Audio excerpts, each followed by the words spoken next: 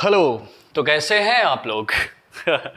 Okay, सो जैसा कि मैंने कुछ दिन पहले क्या 2 दिन पहले एक पोस्ट डाला हुआ था एफबी पे, जिस पे मैंने लिखा हुआ था कि मैं 10th क्लास के लिए साइंस की एक पूरी सीरीज लाने वाला हूँ जिसमें मैं साइंस को कवर अप करूँगा। एंड जैसा कि कुछ लोग को पता होगा, मैं फिजिक्स पढ़ाता हूँ, मेरा सब्जेक्ट फिजिक्स है। तो साइंस में भी अगर हमें चूज करना होगा कि सबसे पहले हम स्टार्टिंग किससे करेंगे, तो हम फिजिक्स से करने वाले हैं। ओके, तो ये जो वीडियो रहेगा ये 10th क्लास के लिए रहेगा, 10 के स्टूडेंट के लिए रहेगा। एंड वीडियो स्टार्ट करने से पहले मैं कुछ बात करना चाहूँगा, और वो बात ये है कि मैं बहुत दिनों से देख रहा था कि बहुत सारे वीडियोस अपलोड हो रहे थे यूट्यूब पे। मतलब लाइक बहुत सारे टीचर जो अभी तक कभी भी नहीं सोचे थे कि हमें YouTube पे आना है, जैसा कि मैं। ओके, सो नाउ वो भी वीडियोस अपलोड कर रहे थे, लेकिन सभी फोकस किसको कर रहे थे? 11th 12th को। एंड साथ में लास्ट में उसमें बड़ी बड़ी बातें जोड़ दे रहे हैं, हम आपको नीट की प्रिपरेशन कराएंगे, हम आपको आईटी की प्रिपरेशन कराएंगे। चलिए ठीक है, अच्छी बात है, आप कराइए, बढ़िया है। लेकिन उनका क्या, जो 10th क्लास में पढ़ रहे हैं उनको भी तो बोर्ड एग्जाम देना है भैया। उनके लाइफ का ना पहला स्टेज है। उनको बहुत सारे मतलब लाइक बच्चे हैं, वो भी छोटे हैं, उनको कवर अप करना है अपना सिलेबस। एंड इस प्रॉब्लम को लेके जो प्रेजेंट टाइम चल रही है, एंड बच्चे घर पे जूम ऐप पे क्लास अटेंड कर रहे हैं, लेकिन वो फील नहीं आ रहा है। तो मेरा जो काम रहेगा वो ये रहेगा कि आपकी जो क्लास हो ना, वो आपको ये नहीं लगनी चाहिए कि आप ऑनलाइन ले रहे हो या फिर आप अपने मोबाइल पे देख रहे हो। आपको ऐसा लगना चाहिए ना, मैं तुम्हारे सामने हूं, क्लास में हूं, खड़े मजे से पढ़ रहे हैं। ठीक है, तो मेरा जो पढ़ाने का तरीका भी रहेगा वो ऐसा रहेगा कि जो आगे बेंच पे बैठे बच्चे हैं ना वो भी समझे, और जो बैक बेंचर्स हैं ना, पीछे बैठने में मजा तो बहुत आती है लेकिन समझ में कुछ नहीं आता है, तो उनको भी समझ में आना चाहिए। तो मेरा टारगेट वही है। एंड हम पूरा सिलेबस कवर कराएंगे जैसे आपका स्कूल में होता है। चैप्टर में एक एक हेडिंग को कवर करना है, इसके बाद न्यूमेरिकल कराना, आप अपने नोट्स कंप्लीट करिएगा। ठीक है, तो ये छोटा सा इंट्रोडक्शन था, और ये इंट्रोडक्शन हर एक वीडियो में नहीं मिलने वाला। इसके बाद के जितने भी वीडियो रहेंगे टॉपिक से रिलेटेड जो पढ़ा रहा हूँगा, तो आपको उसमें इंट्रोडक्शन नहीं मिलने वाला। ठीक है, सो चलिए स्टार्ट करते हैं हम लोग बिना किसी बकवास के। तो यहाँ पे आप देख रहे होगे मैंने स्टार्टिंग किससे करा है? लाइट से करा है। बहुत सारे बच्चों का क्वेश्चन होगा, सर एनसीईआरटी में तो पहला चैप्टर फिजिक्स का आपको इलेक्ट्रिसिटी दिया गया है। तो परेशान मत हो, थोड़ा सा मतलब लाइक हम लोग फिजिक्स पूरी साइंस पढ़ने वाले हैं यहाँ पे, तो एक एक चैप्टर को कवर करते हुए चलते हैं। तो मेरा फेवरेट टॉपिक भी है, तो मैं सोचा क्यों ना इसी से स्टार्ट करते हैं, लाइट से ही स्टार्ट करते हैं। ठीक है, सो ओके, नाउ मैं अपनी स्पीड को मैनेज करता हूं। बहुत जल्दी जल्दी बोला था, इंट्रोडक्शन था, सुनना कोई पसंद नहीं करता है, इसलिए जल्दी जल्दी बोला था। ओके, सो नाउ हम लोग बात करने वाले हैं लाइट की। तो लाइट आप देख रहे होगे, और ये बहुत सारे बच्चों का आ सकता है कि सर ये किस क्लास के लिए है? तो ये क्लास 10th के लिए है। तो आपका जो स्टैंडर्ड रहेगा ना पढ़ाने का, एक लिमिट रहेगी, उसको मैं क्रॉस नहीं करूंगा, मतलब उस स्टेज को क्रॉस नहीं करने वाला। लाइक जो आपका जितना आपके लिए जरूरी है 10th क्लास के लिए अच्छे मार्क्स के लिए, उतना ही यहाँ पे कवर अप करने की कोशिश मैं करूंगा। ओके, सो नाउ सबसे पहले हम लोग बात करने वाले हैं लाइट की। तो लाइट की बात कर रहे हैं तो सिंपल सी बात है, सबसे पहले किसी भी चैप्टर को स्टार्ट करने से पहले इंट्रोडक्शन पता होना चाहिए, क्योंकि इंट्रोडक्शन ही ऐसा है जिससे कि आपको किसी भी चैप्टर को पढ़ने में इंटरेस्ट आता है। ठीक है, तो सबसे पहले हम लोग बात करेंगे अगर लाइट की। देखो सिंपल सी बात है, जितने भी ऑब्जेक्ट्स हम देख पा रहे हैं, जो हमें कलरफुल दुनिया दिख रही है ना, ये पॉसिबल है सिर्फ लाइट की वजह से। अगर आप लाइक किसी अंधेरे कमरे में जाते हैं जहां पे लाइट नहीं होती है और आपको वहां दिखाई नहीं देता है, आंखें तो तब भी होती हैं आपके पास लेकिन आपको नहीं दिखता है, तो इसका सिंपल सा रीजन है कि उस कमरे में अब्सेंट क्या है। तो अब्सेंस की अगर मैं बात करूं तो लाइट अब्सेंट है। आप क्या करते हो? स्विच ऑन करते हो, स्विच ऑन करने के बाद लाइट जलती है, लाइट जलने के बाद आपको दिखने लगता है। तो इसका सिंपल सा रीजन है कि कुछ हो रहा है, वो क्या हो रहा है यही जानने वाले हैं इस चैप्टर में। तो इंट्रोडक्शन की बात करते हैं। तो सबसे पहले मैंने यहाँ पे हैशटैग बना रखा है कि व्हाट इज लाइट। तो लाइट एक प्रकार की एनर्जी है, और मैं हिंदी वर्डों का यूज इसलिए करूंगा कि ये साथ में 10th के भी स्टूडेंट जो सीबीएसई से हैं, यूपी बोर्ड से हैं, भले वो हिंदी मीडियम से, इंग्लिश मीडियम से, वो सब इसको देख सकें और समझ सकें। ओके, नाउ तो हम लोग हैशटैग बना रखा है, मैंने फर्स्ट पॉइंट बना रखा है व्हाट इज लाइट। तो सबसे पहले हम लोग बात करने वाले लाइट की। तो लाइट से रिलेटेड कुछ पॉइंट जान लेते हैं। तो लाइट क्या है? लाइट एक प्रकार की एनर्जी है, मैंने अभी बताया, जो कि दिखती नहीं है हमें। बहुत सारे बच्चे पूछते हैं, बहुत सारे बच्चों से ये बहुत बड़ा एक कॉन्सेप्ट है कि आपसे कहा जाता है कि क्या आपको लाइट दिख रही है? तो बहुत सारे बच्चे बोलते हैं हाँ सर हमें तो लाइट दिख रही है। तो एक्चुअल में सच बात यह है कि लाइट हमें कभी दिखाई नहीं देती है, लाइट हमें दिखती ही नहीं है। लाइट एक प्रकार की एनर्जी है। एनर्जी आपको कहां दिखाई देती है? एक स्केलर क्वांटिटी के अंतर्गत आती है। चलिए छोड़िए, इस बारे में डिस्कशन नहीं करने वाले हैं। सिर्फ इतना हम बताने वाले हैं कि लाइट के होने से मीडियम का प्रेजेंस पता चलता है, लाइट हमें दिखती नहीं है। अब ये कैसे पॉसिबल है, एक सिंपल सा एग्जांपल ले लेते हैं। अगर हमने ये कोई बॉक्स लिया हुआ है, ट्रांसपेरेंट बॉक्स है, इसके अंदर हमने क्या भर रखा है, वाटर भरा हुआ है, और वाटर में हल्का सा डिटॉल डाल देते हैं ऊपर से, ठीक है। बहुत सारे आप लोग अगर आपने कई सारे ऐसे प्रोजेक्ट तैयार होते हैं, बच्चे प्रोजेक्ट तैयार करते हैं और उसको नाम देते हैं इनोवेटिव प्रोजेक्ट का। तो ये कोई इनोवेशन नहीं है, बहुत सारे बच्चों ने एक्सपेरिमेंट करा होता है कि अगर हम लोग किसी वाटर टैंक में अगर हम डिटॉल की कुछ बूंदें डाल दें, डिटॉल डाल दें, क्योंकि ये सोल्यूशन थोड़ा सा लाइक कोलाइड सोल्यूशन हो जाता है, जिसकी वजह से इससे अगर हम लोग किसी टॉर्च को या लेजर लाइट को पास कराते हैं ना, तो उसका हमें बीम दिखता है यहाँ पे, मतलब वो लेजर लाइट दिखाई देती है।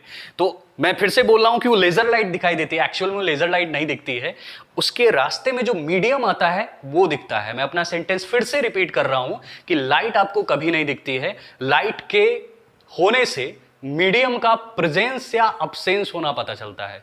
Okay, so now what is light, कुछ चीजें और जान लो व्हाट इज लाइट से रिलेटेड। इसका जो वेलोसिटी होता है वो 3 × 10⁸ मीटर पर सेकेंड होता है। बहुत सारे वैज्ञानिकों ने मिलके इसको जस्टिफाई किया था, हम भी यही मानते हैं, गलत नहीं बोल सकते, या फिर हमारे अंदर इतनी कैपेसिटी होनी चाहिए कि हम न्यू एक्सपेरिमेंट करें। कई सारी बुक में आपको ये लिखा हुआ मिलेगा 2.8 समथिंग इंटू 10⁸ मीटर पर सेकेंड। तो दिल पे मत लेना, ठीक है, ज्यादा डिफरेंस नहीं है। लाइट की बात हो रही है, किसी कार वार बाइक वाइक की बात नहीं हो रही कितनी स्पीड से चल रही है। तो इसमें अगर थोड़ा सा वेरिएशन आ रहा है तो doesn't not matter. Okay, so now ये आपको दिख रहा होगा वेलोसिटी 3 × 10⁸ मीटर पर सेकेंड, एंड अदर वेलोसिटी हमने कई सारी बुक्स में लिखा होता है 2.88 इंटू 10⁸ मीटर पर सेकेंड।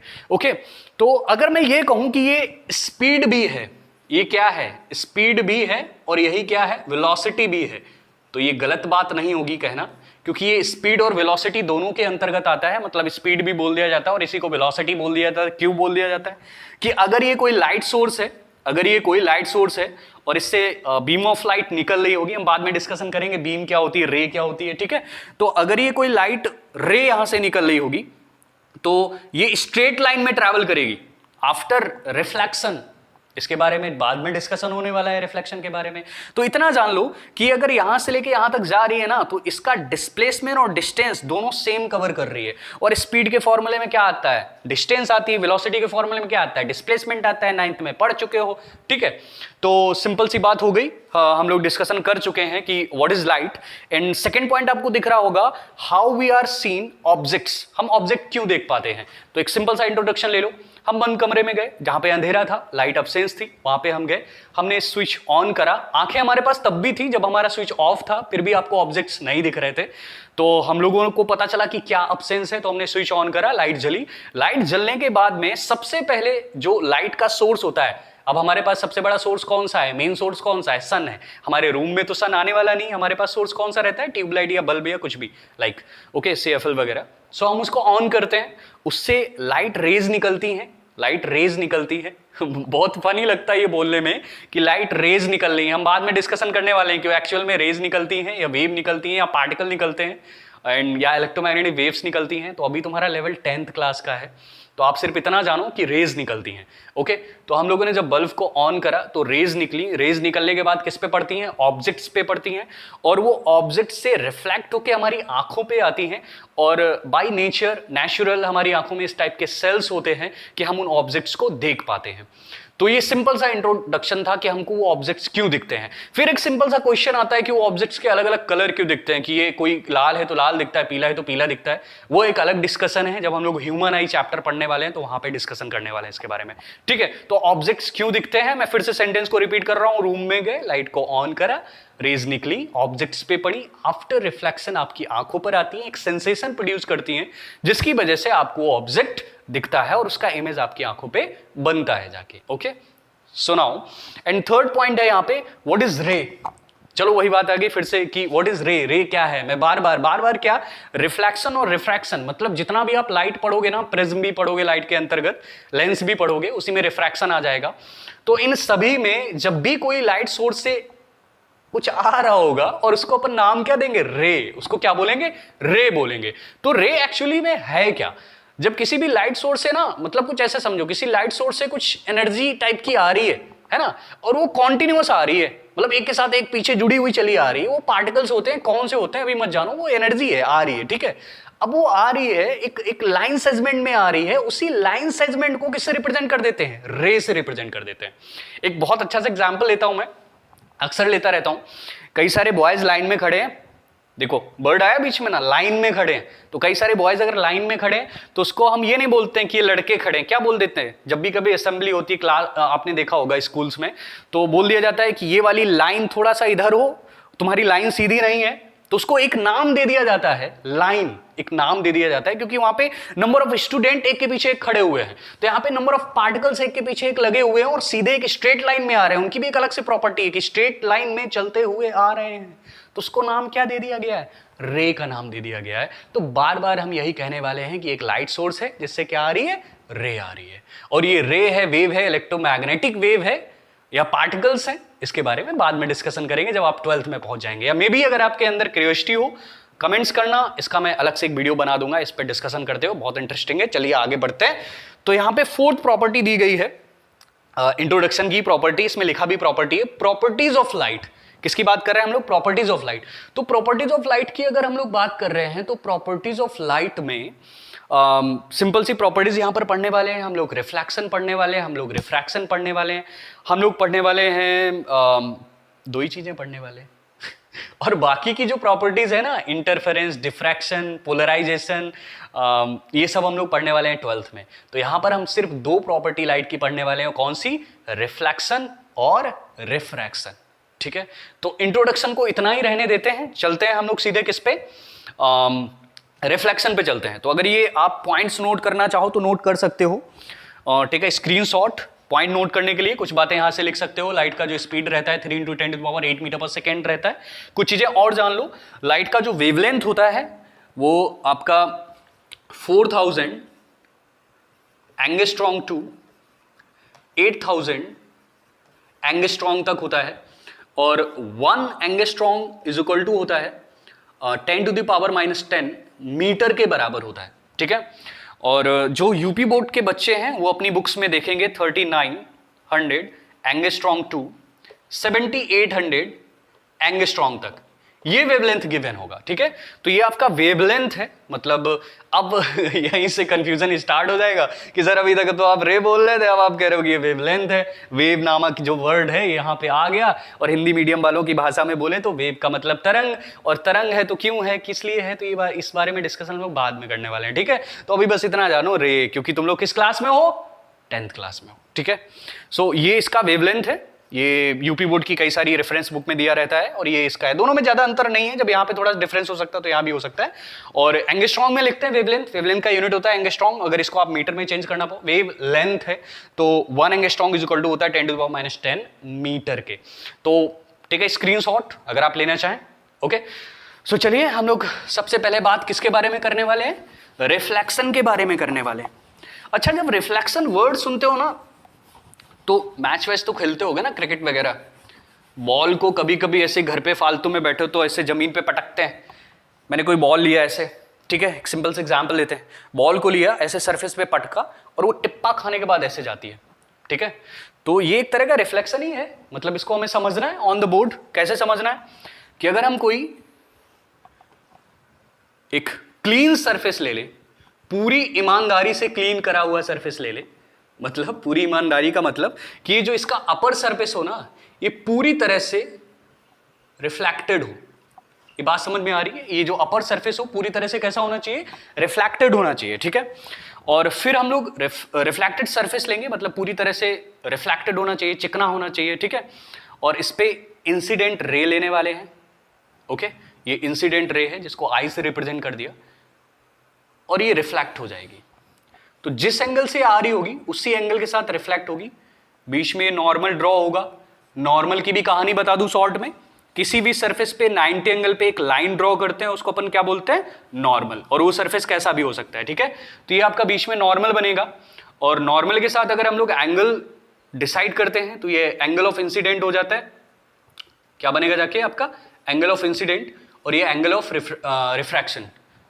ओके, तो एंगल ऑफ रिफ्लेक्शन बनेगा जाके, इसको आर से रिप्रेजेंट कर देते हैं। ओके, तो सिंपल सी बात आपको समझ में आ गई होगी कि अगर हम किसी भी रे को लेके आते हैं तो वो अगर सरफेस पूरी तरह से क्लीन है तो रिफ्लेक्ट होके इस साइड को निकल जाएगा, उसी मीडियम में जाएगा जिस मीडियम से आया होगा, और ये किसके अंतर्गत होने वाला है, ये रिफ्लेक्शन के अंतर्गत होने वाला है, रिफ्लेक्शन ऑफ लाइट के अंतर्गत होने वाला है। ठीक है, तो रिफ्लेक्शन ऑफ लाइट के अंतर्गत होने वाला है कि अगर कोई भी रे हम लेके आते हैं किसी प्लेन सरफेस के लिए जो कि पूरी तरह से चिकना है, ओके, रिफ्लेक्टेड है, तो वो रे रिफ्लेक्ट हो जाएगी उसी मीडियम में जिस मीडियम से हम रे को लेके आ रहे होंगे। मे बी यहाँ पे कोई आपका सोर्स रहा होगा लाइट का। ओके, तो ये बात समझ में आ गई ना आपको। तो इसके कुछ रूल्स हैं। रूल्स क्या है कि अगर मे बी ये एंगल 45 रहा होगा तो ये भी 45 रहा होगा, तभी ये कितने पे बना होगा जाके, 90 पे बना होगा जाके। ठीक है, तो इसके रूल्स की अगर हम लोग बात कर लें तो जो एंगल ऑफ इंसिडेंट है वो ऑलवेज एंगल इक्वल रहता है एंगल ऑफ रिफ्लेक्शन। एंड दूसरा जो लॉ रहता है वो ये रहता है कि जो इंसिडेंट रे है और जो रिफ्लेक्टेड रे है, ये इंसिडेंट रे है, ये रिफ्लेक्टेड रे है, ये नॉर्मल है, तीनों एक ही प्लेन पर और एक ही पॉइंट पर होने वाले हैं। तो the incident ray and reflected ray and normal at that same plane and also same point, ये हर जगह पर होने वाला है। ठीक है, तो इतना आप चाहो तो नोट कर सकते हो। इसके बाद अगर हम लोग इसके टाइप्स की बात करें, रिफ्लेक्शन की टाइप्स की बात करें, तो रिफ्लेक्शन के दो टाइप होते हैं। एक होता है आपका रेगुलर रिफ्लेक्शन, एक होता है इरेगुलर रिफ्लेक्शन। जान लो क्या होता है रेगुलर, क्या होता है इरेगुलर। मे बी नीचे तक का बोर्ड आ रहा होगा। अगर हमने पूरी तरह से एक रिफ्लेक्टेड सरफेस लिया है, खूब मेहनत करके सरफेस को कैसा बनाया है, रिफ्लेक्टेड बनाया है, तो इस पर अगर ढेर सारी रेज आ रही होंगी ना तो वो सेम एंगल के साथ जाएंगी जिस एंगल से आ रही होंगी, तो उस सिचुएशन में आपका रिफ्लेक्शन होगा, ये रेगुलर रिफ्लेक्शन होगा। एंड आफ्टर अगर हमने सरफेस थोड़ा सा कैसा ले लिया है, रफ सरफेस ले लिया है, यहां पे ज्यादा रफ दिख रहा है, आप समझ सकते हो, तो इनका आने का तो एंगल सेम रहेगा क्योंकि सोर्स सभी का कैसा है, एक ही डायरेक्शन में है, लेकिन इनका जाने का एंगल सभी का कैसा हो जाएगा, अलग अलग हो जाएगा। तो जाने का एंगल कैसा हो जाएगा, अलग अलग हो जाएगा। ठीक है, ओके।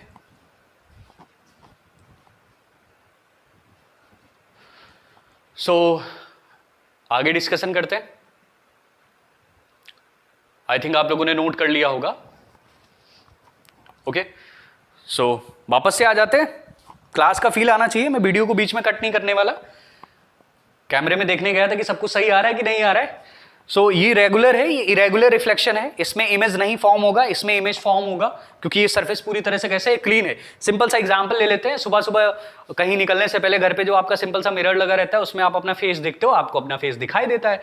कई बार ऐसा होता है कि रास्ते में कोई कार खड़ी होती है और कार पे भी मिरर रहता है। आप क्या करते हो, मैं साइड मिरर की बात नहीं कर रहा हूँ, जो आपके विंडोज पे मिरर रहते हैं, साइकिल वाइकिल से खड़े हैं, ऐसे झांक के देखा तो कई बार ऐसा भी होता है अंदर का भी दिख रहा होता है, मतलब अंदर जो सामान वामान रखा होता है उसका, कार वाले का, तो हम लोग देख लेते हैं, थोड़ा थोड़ा दिखाई देता है और बाकी अपना फेस भी थोड़ा थोड़ा दिख जाता है। तो उस सिचुएशन में रिफ्लेक्शन तो हो रहा है लेकिन वो इरेगुलर हो रहा है, मतलब पूरी तरह से नहीं हो रहा है। तो आपके फेस से जो जाने वाली रेज है ना, आपके फेस से जा रही है रिफ्लेक्शन के दौरान, कोई भी लाइट सोर्स है उससे आपके फेस पे पड़ी और रिफ्लेक्शन के दौरान किस पे जा रही है, उस मिरर पे जा रही है, और उस मिरर से रिफ्लेक्ट होके जो आ रही है वो सेम एंगल के साथ नहीं आ रही। तभी आप अपना जो चेहरा है ना खूबसूरत सा, वो देख नहीं पा रहे हो। कई बार ऐसा होता है बच्चे ऐसे खड़े हो जाते हैं, बाल बाल सही करके ऐसे निकल जाते हैं साइकिल से, तो वो तब पॉसिबल होता है जब सम टाइम इमेज बन जाती है। ठीक है, तो ये आपका कौन सा हो जाता है, इरेगुलर हो जाता है, ये रेगुलर हो जाता है। अगर हिंदी में बात करें तो ये नियमित है और ये अनियमित क्या बोले, परावर्तन। Okay, reflection. तो आई थिंक रिफ्लेक्शन की बात यहाँ पे खत्म हो गई। एंड आई नो वीडियो का जो लेंथ है वो लंबा होने वाला है क्योंकि मैं पूरा सिलेबस पूरा चैप्टर कवर करने वाला हूँ एक ही 2 वीडियोस में, 2 या 3 वीडियोस में। तो छोटे छोटे पॉइंट्स बना के मैं तुम लोग को डिस्ट्रैक्ट नहीं करने वाला कि इंट्रोडक्शन का अलग वीडियो बना दिया, रिफ्लेक्शन का अलग बना दिया। कॉन्टिन्यूअस जुड़े रहो। ठीक है, आई थिंक आ गया होगा।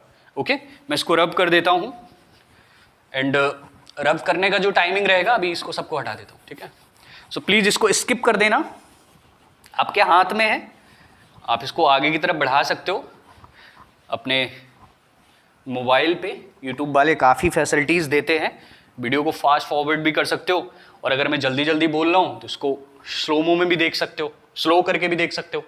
ठीक है, तो चलिए हम लोग बात करते हैं इसके बाद। तो चलिए हम लोग बात किसके बारे में कर रहे थे, स्फेरिकल मिरर्स की बात कर रहे थे।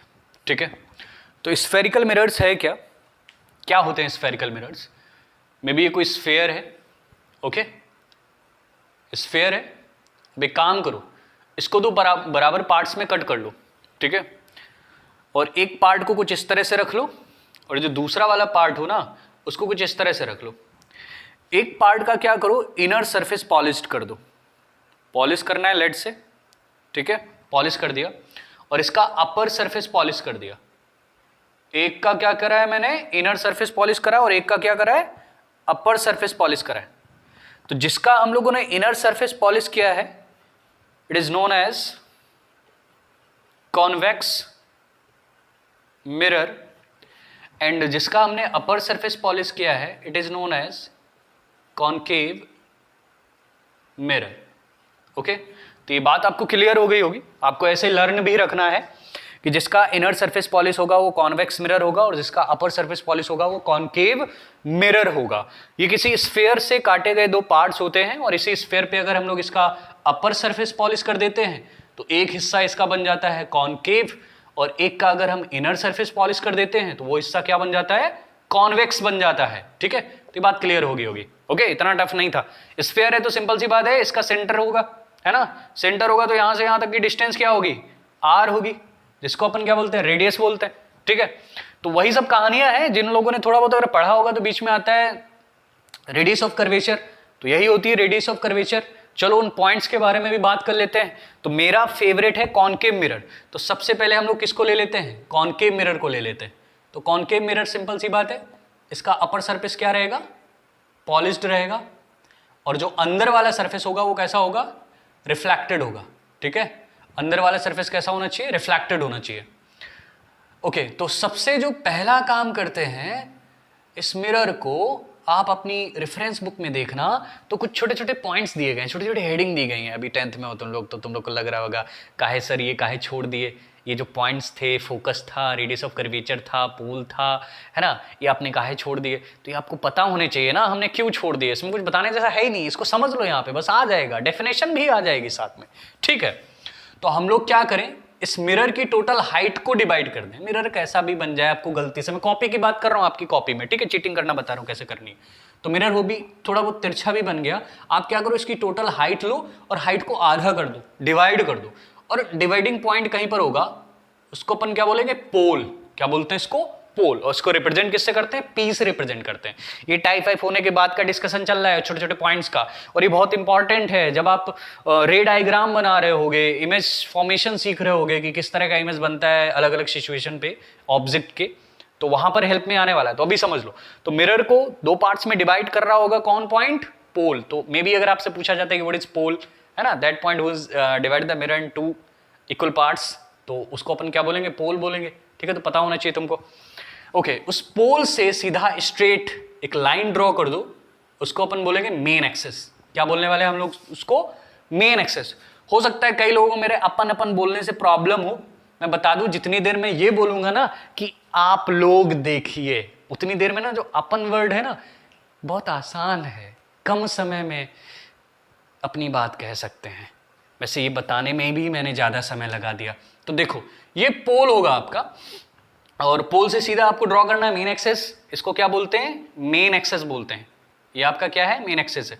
एंड मेन एक्सेस ड्रॉ करने के बाद अपनी मर्जी अनुसार, ये सिर्फ कॉपी में है, अपनी मर्जी अनुसार, ये सिर्फ कॉपी में। लेकिन जब आप लैब में होंगे ना, फिर मैं आपको अगर कोई भी लेंस या मिरर पकड़ाता हूं ना, तो उसका फोकल लेंथ आपको निकालना पड़ेगा, और उस टाइम उसकी फोकल लेंथ क्या हो जाएगी, डिसाइड हो जाएगी। वो फिर अपनी मर्जी नहीं चलने वाली। लेकिन कॉपी में आप ऐसे इसको लेट कर सकते हो कि मे बी, देखो लेट ही करना पड़ेगा।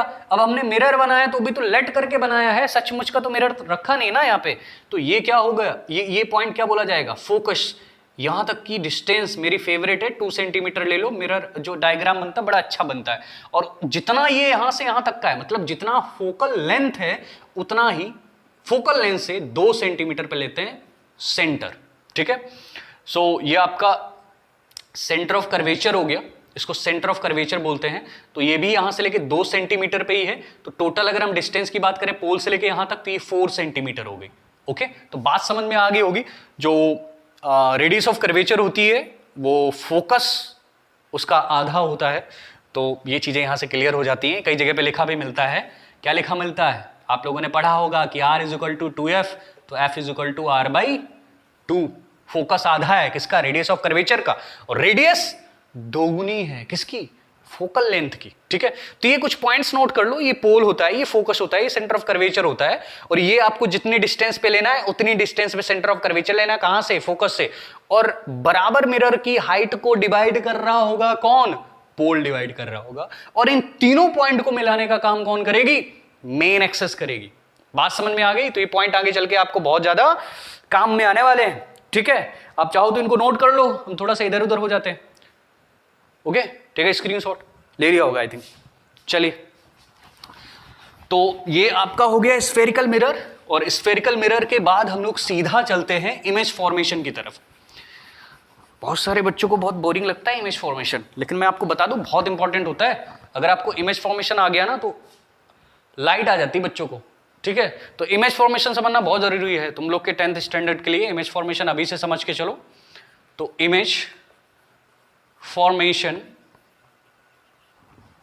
इमेज फॉर्मेशन बाय, बार बार वही बातें लिखें, spherical, spherical mirror. Spherical mirror की बात करें, स्फेरिकल मिरर्स जोड़ लो, है ना, ग्रामर मिस्टेक निकालोगे बाद में मेरी। तो image formation bye spherical mirrors.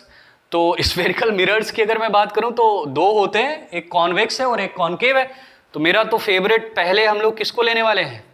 Concave mirror को लेने वाले हैं। तो इमेज फॉर्मेशन हम किसके अंतर्गत पढ़ने वाले हैं? कॉन्केव मिरर के अंतर्गत पढ़ने वाले। ठीक है, तो without wasting any time, image formation है, हमको ऑब्जेक्ट को रखना है डिफरेंट डिफरेंट पोजीशन पे और देखना है कि इमेज क्या बनती है और इमेज का नेचर क्या होता है, ये जानेंगे। ठीक है, तो बहुत इंपॉर्टेंट है, ध्यान से समझना। ठीक है, तो मैं फर्स्ट कंडीशन ले लेता हूं, फर्स्ट कंडीशन लेता हूं व्हेन, आप नोट्स बनाना बहुत ध्यान से, when object is placed at infinity। जब ऑब्जेक्ट कहां पर रखा हो? इंफिनिटी पे रखा हो। और ऑब्जेक्ट अगर इंफिनिटी पे प्लेस्ड है तो उस सिचुएशन में आपका इमेज कैसा होगा? और ऑब्जेक्ट किसके सामने होना चाहिए? कॉन्केव मिरर के सामने होना चाहिए। तो सिंपल सी बात है, सिंपल सी ही बात है, कॉन्केव मिरर ड्रॉ कर लो, और ड्रॉ करने का सिंपल सा फंडा है, इसका अपर सरफेस क्या कर दो? पॉलिश कर दो। और फिर हमने दूसरा तरीका क्या बताया? स्केल से टोटल हाइट नापो। ये आपको अपनी कॉपी में करना है। और मैं एक चीटिंग की बात बताऊं ना, ये आप कर सकते हो। आप क्या करो, आपकी कॉपी तो लाइनिंग वाली होती है ना, तो आप इसको 6 लाइनों में बनाओ और 3 ऊपर निकाल दो, 3 नीचे निकाल दो, बीच में क्या मिल जाएगा? पोल मिल जाएगा। ठीक है ये हम करते थे, वही बता रहे तुमको, ऐसे ही कर लेते थे। तो क्या रहता था कि स्केल का यूज नहीं करना पड़ता था ज्यादा, और सबसे जो प्लस पॉइंट रहता था, हमारा जो मेन एक्सेस होता था वो तिरछा विरछा टेढ़ा वेढ़ा नहीं होता था, सीधा जाता था, क्योंकि बीच में अगर पोल मिलेगा तो वो लाइन से ही जाएगा। ठीक है, तो टिप्स हैं छोटे छोटे से। ठीक है, ओके, नाउ ये कॉर्नर्स हो जाते हैं M1 M2, M for mirror. Okay, pole अगर ये 5 सेंटीमीटर का रहा होगा, यहाँ पे तो ज्यादा का है सपोज करते, यहाँ पे तो एक्चुअल में मिरर भी तो नहीं है, तो ये 2.5 सेंटीमीटर रहा होगा और ये रहा होगा 2.5 सेंटीमीटर। इक्वल पार्ट्स में डिवाइड करने का काम कौन करेगा? पोल करेगा। ठीक है, ये बात आपको समझ में आ गई होगी। मेन एक्सेस ड्रॉ करी, फिर दूसरा काम क्या था? 2 सेंटीमीटर पे क्या ले लो? F, और उसके बाद 2 सेंटीमीटर पे क्या ले लो? सेंटर ऑफ कर्वेचर ले लो। तो टोटल डिस्टेंस यहां से लेके यहां तक कितनी होगी? 4 सेंटीमीटर। बार बार नहीं लिखने वाला, पहले बता चुका हूं। ओके, अब क्या देख लेते हैं, जो कंडीशन है वो क्या कही गई है? When object is placed at infinity. Object कहां पर रखा है? इंफिनिटी पे रखा है। तो इंफिनिटी का तो मतलब समझते हो, अनंत। अभी यही समझो अनंत, बाकी इंफिनिटी क्या होती है मैं बताता हूं। एक्चुअल में इंफिनिटी जैसा कुछ, ये मैं बहुत वर्ड यूज करता हूं, इंफिनिटी जैसा है, मतलब इंफिनिटी का मतलब ये नहीं कि आप उसको मेजर नहीं, मैं आपको एक लॉन्ग स्ट्रेट वायर दे दूं और बोलूं ये इंफिनिटी लेंथ का वायर है, तो आपके लिए इंफिनिटी लेंथ का वायर हो सकता है कि अगर उसके पास में हमने कोई पॉइंट माना हुआ है, कंसीडर किया हुआ है, एक अलग कॉन्सेप्ट है, उसके बारे में यहाँ डिस्कशन नहीं करते हैं। इंफिनिटी का मतलब यही समझ लो कि आपको एक्चुअल वैल्यू नहीं पता है, इतना समझ लो। इंफिनिटी का मतलब ये नहीं कि यूनिवर्स खत्म हो जाएगा, वो वैल्यू नहीं खत्म होने वाली। इंफिनिटी का मतलब यही है कि उसको आप अभी लाइक मैथमेटिकली नहीं लिख सकते, प्रैक्टिकली समझ सकते हो, बस इतना जानो। ठीक है, तो प्रैक्टिकली अगर हम समझें तो हमारा जो ऑब्जेक्ट है वो इन्फिनिटी पर है, तो मतलब यहां आसपास तो कहीं है नहीं, कहीं बहुत दूर है। तो जब भी ये सिचुएशन हो, भले वो कॉनकेव मिरर हो या कॉन्वेक्स मिरर हो, चाहे कॉनकेव लेंस हो या कॉन्वेक्स लेंस हो, जब भी ऑब्जेक्ट इन्फिनिटी पे प्लेस्ड हो तो दो रेस को हमेशा कैसे लेते हैं, पैरेलल। और वो दो रेस कहां, दो रेस क्यों लेते हैं, क्योंकि एक रे को फोकस से लेके जाना और एक रेस को कहां से लेके जाना, सेंटर ऑफ कर्वेचर से लेके जाना है, ठीक है। तो दो रेस को पैरेलल लेना है। अगर चाहो तो आप अपने ऑब्जेक्ट को भी दिखा दो कि हमारा जो ऑब्जेक्ट है उसकी सिचुएशन हमें पता नहीं है, ये हमारा ऑब्जेक्ट हो गया ओ डैश, ठीक है। और दो रेस को पैरेलल लेना है, तो पहली रे आप कहां से लेके जाओ, फोकस से। ये सारा काम आप स्केल से करने वाले हो, अपनी स्केल से, ठीक है। फोकस से लेके जाओ, और फोकस से लेके जाने के बाद ना ये इस तरह का एंगल बनाता है इस सरफेस के साथ। यहां पे सरफेस मिलेगा ना, और यहां पे सरफेस कैसा है, रिफ्लेक्टेड है, तो इसका क्या होगा, रिफ्लेक्शन होगा। तो रिफ्लेक्शन होने के बाद ये मेन एक्सिस के हमेशा कैसा हो जाएगा, पैरेलल। मतलब कोई भी रे अगर फोकस से होकर जा रही है किसी एंगल के साथ, तो वो हमेशा मेन एक्सिस के कैसी होगी, पैरेलल। ये पॉइंट आप बना सकते हो कि फोकस से जाने वाली कोई भी रे है और एंगल के साथ आ रही है तो पैरेलल, और अगर पैरेलल जा रही है तो एंगल के साथ जाएगी, लेकिन जाएगी किससे, फोकस से, अगर मेन एक्सिस के पैरेलल कोई रे आ रही है, ठीक है। तो ये पॉइंट यहां से आप अपने नोट कर सकते हो। जो दूसरी रे है वो कहां से लेके जानी है आपको, सेंटर ऑफ कर्वेचर से लेके जानी है। तो सेंटर ऑफ कर्वेचर से जो जाने वाली रे होती है ना, उसका रिफ्लेक्शन तो होता है, लेकिन रिफ्लेक्शन होने के बाद वो उसी पाथ पे वापस आ जाती है। मतलब जिस रास्ते से जाएगी उसी रास्ते पे वापस आएगी। ऐसा क्यों होता है, ये हमेशा सेंटर ऑफ कर्वेचर के साथ होता है। बहुत सारे बच्चों का क्वेश्चन रहता है कि सर ऐसा कैसे हो गया। और देखो एक बात और समझ लो, गंदे गंदे कमेंट नहीं करना। ये जो इमेज बनती है ना, आप लोगों ने अपनी बुक में देखा होगा, इस तरह से बनती है फोकस पे जाके, जहां पे रेज एक दूसरे को इंटरसेक्ट कर रही हैं। यहां पे इंटरसेक्ट कर रहे हैं तो इमेज यहीं पर बनेगा, आई आई डैश बनेगा। और कमेंट क्यों करना, इमेज मेरी थोड़ी सी तिरछी बन रही है, मैं यहाँ पे स्केल लेके नहीं बैठा हूं, तो आप चीजें समझ सकते हो। आई आई डैश ये इमेज बन रही है, ठीक है। आप में चाहो तो थोड़ा सा एडजस्ट करके भी सीधा भी बना सकते हो, अभी तो अपने हाथ में ही है सब कुछ, ओके। थोड़ा सा एडजस्ट कर लो, एडजस्ट करने के बाद सीधा बना देते हैं, ओके। अब डाउट क्लियर हो गया। तो बोलोगे फोकस पे बनती है सर, फिर ऐसे कैसे आपने बना दिया, I I dash, I for image, ठीक है। तो जहां पे दो रेज एक दूसरे को इंटरसेक्ट करती है वहीं पे क्या बनता है, इमेज बनता है। तो हम क्या बता रहे थे, हम ये बता रहे थे कि सेंटर ऑफ कर्वेचर से अगर कोई रेज आती है तो उसी पाथ पे वापस क्यों आती है, मतलब उसी पाथ पे वापस क्यों आती है। तो इसका एक सिंपल सा फंडा है कि अगर हम सेंटर ऑफ कर्वेचर से कहीं पर किसी भी जगह पर रे डालेंगे तो वो जो इमिट करेगी ना रे, वो 90 एंगल पे करेगी। और अगर 90 एंगल पे इमिट करेगी, और मैंने आपको पढ़ा रखा है लॉ ऑफ रिफ्लेक्शन कि जो इंसिडेंट एंगल होता है वो एंगल ऑफ रिफ्लेक्शन के कैसा होता है, बराबर होता है हमेशा। तो वो जिस एंगल के साथ इमिट करेगी ना, तो उसी एंगल के साथ क्या करेगी, रिफ्लेक्ट करेगी। तो सिंपल सी बात है, अगर इसका एंगल ऑफ इंसिडेंट 90 रहता है, 90 डिग्री का रहता है, तो एंगल ऑफ रिफ्लेक्शन भी कितना रहेगा, 90 का रहेगा। तो जिस पाथ से आ रही होगी उसी पाथ पे निकल जाएगी। अगर ये चीज क्लियर नहीं हुई है तो कहीं साइड में देख लो, अगर कहीं जगह बच रही हो। मैं इसको रफ कर देता हूं, इस वाले पार्ट को देखो।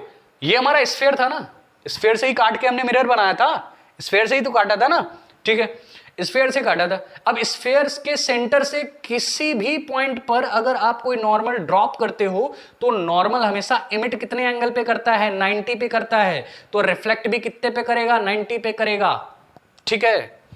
बात समझ में आ गई होगी आपको शायद, ठीक है। चलिए, तो ये फर्स्ट कंडीशन थी when object is placed at infinity, image formation के अंतर्गत, ओके। सो मैं कुछ चीजें समझ सकता हूं कि वीडियो की लेंथ लंबी होने वाली है, क्योंकि इसमें बहुत सारे अलग अलग कंडीशंस होती हैं, कॉन्केव के लिए ही पढ़ने वाले हैं। मे बी मैं जब इधर उधर हुआ होऊंगा तो आपने स्क्रीन को पॉज किया होगा, स्क्रीनशॉट ले लिया होगा, ठीक है। तो ये आप फर्स्ट कंडीशन करिए, इमेज फॉर्मेशन की फर्स्ट कंडीशन। एंड अब हम लोग बात करते हैं सेकेंड कंडीशन की। और सेकंड कंडीशन की जो बात करेंगे इमेज फॉर्मेशन की, जिसमें ऑब्जेक्ट प्लेस्ड होगा infinity and centre of curvature के बिटवीन, वो हम करने वाले हैं नेक्स्ट वीडियो में। तो इसी का सेकंड पार्ट आएगा जिसमें हम लोग डिस्कशन करेंगे किसके बारे में, image formation bye concave mirror, और साथ में कॉन्वेक्स मिरर, और मे भी अगर हो सका तो sign convention and magnification power. तो इतना कुछ हम करने वाले हैं नेक्स्ट वीडियो में, ओके। तो ये वीडियो जो था ना, ये इंट्रोडक्शन और साथ में आपका थोड़ा बहुत रिफ्लेक्शन को टच किया और रिफ्लेक्शन को टच करके छोड़ा। अब हम पूरा रिफ्लेक्शन खत्म करेंगे पार्ट 2 में। तो स्टे ट्यून एंड साथ दो, साथ बने रहो, एंड हम लोग मिलते हैं नेक्स्ट वीडियो में, okay. So thank you so much for watching.